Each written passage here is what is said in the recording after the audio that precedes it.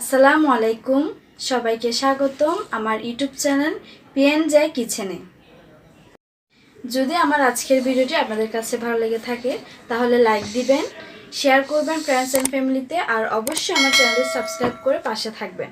আমি আজকে আপনাদেরকে যে রেসিপিটি দেখাবো সেটা হলো যে রেডিমেড বিরিয়ানি মশলাটা আছে ওইটা দিয়ে আমি আজকে আপনাদেরকে খুব সহজে বাসায় বিরিয়ানি তৈরি করে দেখাবো। এখানে আমি একটা রাঁধুনি রেডিমিক্স বিরিয়ানি মশলা নিয়ে নিয়েছি। এখানে আপনারা দেখতে পাচ্ছেন কি কি উপাদান দেওয়া আছে সেগুলো আছে। এর পিছনে প্রস্তুত প্রণালীটাও দেওয়া আছে, আপনারা চাইলে প্রস্তুত প্রণালীটা দেখেও বিরিয়ানিটা রেডি করে ফেলতে পারেন। এখন আমি এখানে মুরগির মাংস নিয়ে নিয়েছি, মুরগির হাড় ছাড়া। আপনারা যদি এভাবে মুরগির মাংস হাড় ছাড়া নেন তাহলে কিন্তু বিরিয়ানিটা একদম গরুর মাংসের বিরিয়ানির মতো লাগবে, আর যদি আপনি মুরগির মাংস হাড় ছাড়া নেন তাহলে আপনার বিরিয়ানিটা অনেক টেস্ট হবে। এখানে আমি মুরগির হাড় ছাড়া মাংস নিয়ে নিয়েছি 1 কেজি। আপনারাও চেষ্টা করবেন মুরগির হাড় ছাড়া মাংস নিতে, কারণ আপনি যদি মুরগির হাড় ছাড়া মাংস এভাবে ছোটো ছোটো পিস করে দেন তাহলে কিন্তু আপনার মুরগির মাংসের বিরিয়ানিটা গরুর মাংসের বিরিয়ানির মতো হবে। এরপর আমি এখানে 3 থেকে 4টি বড় সাইজের আলু কেটে নিয়েছি। এরপর নিয়ে নিয়েছি 3 থেকে 4টি বড় সাইজের পেঁয়াজ কুচি, আর নিয়ে নিয়েছি 4 থেকে 5টি কাঁচামরিচ। আর আমি এখানে বেশি কিছু দিব না, কারণ হচ্ছে আমার রেডিমেড বিরিয়ানি মশলাতে সব কিছু দেওয়া আছে। এরপর আমি এখানে 1 কেজি মতো চাউল ভালো করে ধুয়ে তারপর পানি ঝরিয়ে নিয়েছি। এরপর আমি একটি ব্লেন্ডারে নারকেল আর বাদামগুলো এভাবে খোসা ফেলে ব্লেন্ডিং করে নেব। আপনারা চাইলে খোসা সহ বাদামগুলো ব্লেন্ডিং করে নিতে পারেন। এরপর চুলায় আমি একটা পাত্র বসিয়ে দিয়েছি।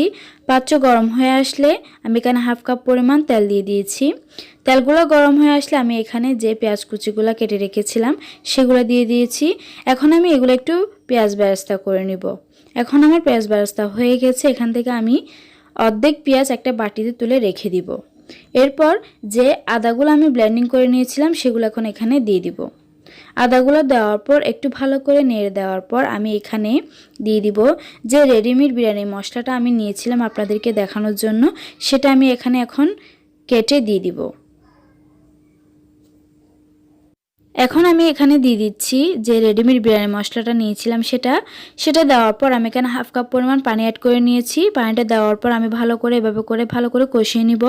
যখন আমার 5 মিনিট মতো ভালো করে কষানো হয়ে যাবে এখানে আমি দিয়ে দিব 1/2 কাপ পরিমাণ তরল দুধ। আপনারা চাইলে পাউডার দুধও ভালো করে মিক্স করে তারপর দিতে পারেন। 1/2 কাপ তরল দুধগুলো দেওয়ার পর আমি আবারও ভালো করে একটু নেড়ে দিব।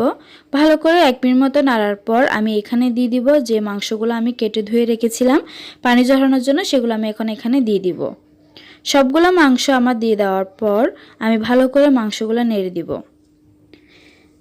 ভালো করে মাংসগুলো নেড়ে দেওয়ার পর আমি এখানে দিয়ে দিব যে আলুগুলো আমি বড় সাইজ করে কেটে রেখেছিলাম সেগুলো। আলুগুলো দেওয়ার পর আবার ভালো করে নেড়ে দেব যাতে মরিচ মশলাগুলো মুরগির মাংস এবং আলুতে ঢোকে। এরপর অন্য চুলা আমি আরেকটি পাত্রে আরও 1/2 কাপ পরিমাণ তেল দিয়ে যে চাউলগুলো আমি পানি ঝরিয়ে রেখেছিলাম ধুয়ে ভালো করে সেগুলো দিয়ে দিয়েছি। সেগুলো দিয়ে দেওয়ার পর আমি কাঠি দিয়ে ভালো করে চাউলগুলোকে নেড়ে দিচ্ছি যাতে নিচে লেগে না যায়।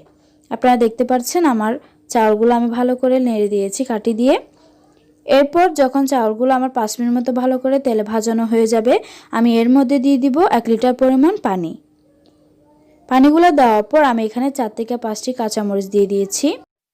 এখন আমি চাউলগুলো ভালো করে বলক আসা পর্যন্ত অপেক্ষা করব। অন্যদিকে চুলা আমি যে পাত্রটিতে মাংসগুলো দিয়েছিলাম কষানোর জন্য সেখানে আমি এখন যে বাদাম আর নারকেলগুলো পেস্ট করে রেখেছিলাম সেগুলো দিয়ে দিব।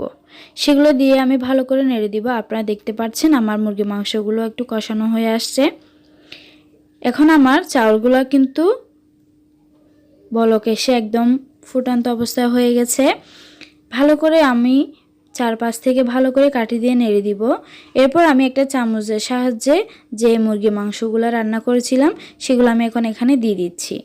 দিয়ে আমি ভালো করে এভাবে আরও 5 মিনিট মতো ভালো করে ভাতগুলোকে ফুটিয়ে নিব।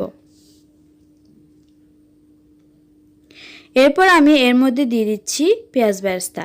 পেঁয়াজ বেরেস্তাগুলো দেওয়ার পর আমি চুলা একটা তাওয়া বসিয়ে দিয়েছি। তাওয়ার উপর আমি যে বিরিয়ানির ডেকচিটা ছিল ওটা দিয়ে দিয়েছি। আপনারা দেখতে পাচ্ছেন। এখন আমি চারদিক দিয়ে ভালো করে মাংস আর ভাতগুলো মিশিয়ে নেব। আমি এভাবে ভালো করে মাংসের সাথে ভাতগুলো মিশিয়ে নেব যাতে সাদা অংশ ভাতগুলো না থাকে। সবগুলো ভালো করে আমি এভাবে করে মিশিয়ে নিব যাতে মশলাগুলো আর ভাতের সাথে ভালো করে মিক্স হয়ে যায়।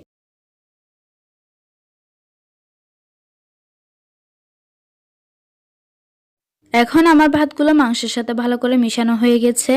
এখন আমি আরেকটি পাত্রে 1 লিটার মতো পানি নিয়ে যে বিরিয়ানি ভাতগুলো আমি রান্না করেছি সেটার উপরে বসিয়ে দিয়েছি, যাতে ভিতরের ভাতগুলো বাইরে না আসে আর ভাত তাড়াতাড়ি ফুটে যায়। আপনারা দেখতে পাচ্ছেন আমার ভাতগুলো ফুটে আসছে। আমি আপনাদেরকে একটু দেখাই। এই যে আপনারা দেখতে পাচ্ছেন আমার ভাতগুলো কিন্তু ফুটে গেছে। এখন আমি গরম গরম ধনিয়া পাতা কুচি দিয়ে পরিবেশন করব। তৈরি হয়ে গেল আমাদের আজকের মজাদার রেডিমেড বিরিয়ানি মশলা দিয়ে বিরিয়ানি তৈরি। আশা করছি আমাদের আজকের ভিডিওটি আপনাদের কাছে ভালো লেগেছে। যদি আমাদের আজকের ভিডিওটি আপনাদের কাছে ভালো লেগে থাকে তাহলে অবশ্যই ফ্রেন্ডস অ্যান্ড ফ্যামিলিতে শেয়ার করবেন আর আমাদের চ্যানেলটি অবশ্যই সাবস্ক্রাইব করে রাখবেন। সাবস্ক্রাইব করার পর পাশে থাকা বেল আইকনে ক্লিক করে রাখবেন, যাতে আমরা যে কোনো ভিডিও আপলোড দিলেই খুব সহজে আপনাদের কাছে নোটিফিকেশনটা পৌঁছে যায়। এ পর্যন্ত আগামীতে আপনাদের জন্য আরেকটি নতুন ভিডিও নিয়ে হাজির হব।